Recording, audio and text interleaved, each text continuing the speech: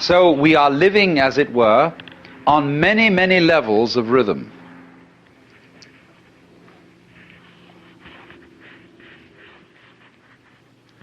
This is the nature of change.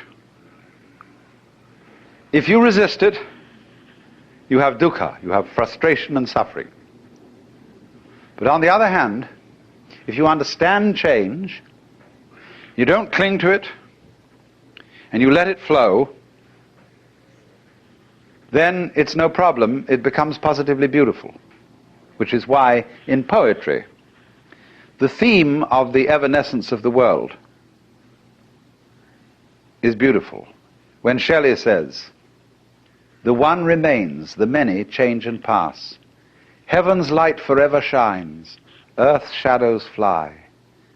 Life, like a dome of many-colored glass, stains the white radiance of eternity until death shatters it to fragments." Now, what's beautiful in that? Is it heaven's light that shines forever? Or is it rather the dome of many-colored glass which shatters? See, it's always the image of change that really makes the poem.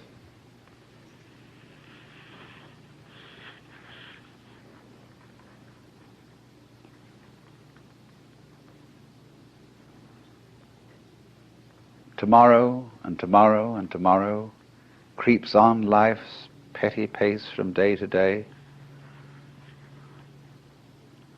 Somehow, you know, the poet has got the intuition. The fact that things are always running out, that things are always disappearing, has some hidden marvel in it. The Japanese have a word, yugen, Y-U-G-E-N, which has no English equivalent whatsoever. And yugen is, in a way, digging change.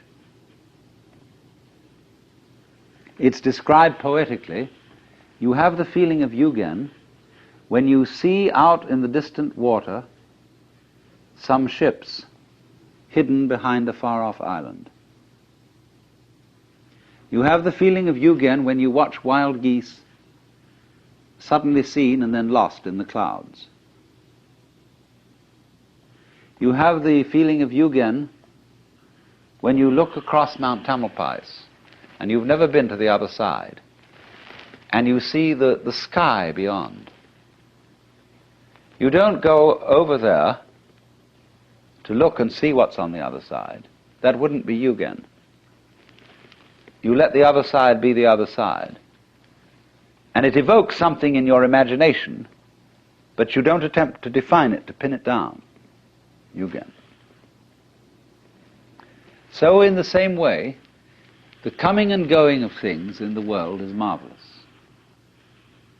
They go. Where do they go? Don't answer, because that would spoil the mystery. They vanish into the mystery.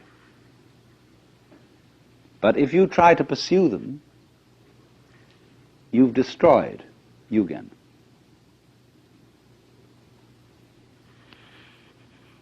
That's a very curious thing, but that idea of yugen, which in Chinese characters means, as it were, a kind of the deep mystery of the valley. There's a poem in Chinese which says, "The wind drops, but the petals keep falling. The bird calls, and the mountain becomes more mysterious." Isn't that strange? There's no wind anymore, and yet petals are dropping. And a bird in the canyon cries. And that one sound in the mountains brings out the silence with a wallop. Like I remember when I was almost a child in the Pyrenees, in the southwest of France, we went way up in this gorgeous silence of the mountains. But in the distance we could hear the bells on the cows clanking. And somehow those tiny sounds brought out the silence. And so in the same way, slight permanences bring out change.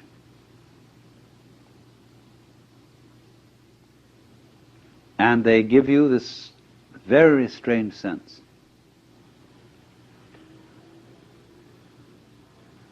Again, the mystery of change.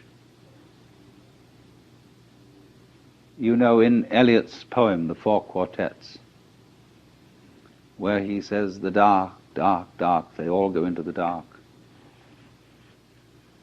Distinguished families, members of the book of the director of directors, everybody, they all go into the dark.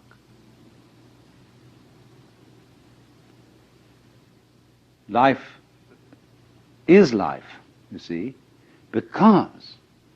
just because it's always disappearing. Supposing suddenly, by some kind of diabolical magic, I could say zit, and every one of you would stay the same age forever. Will you be like Madame Tussauds waxworks?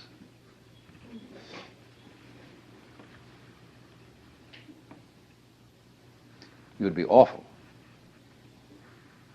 In 1,000 years from now, what beautiful hags you would be.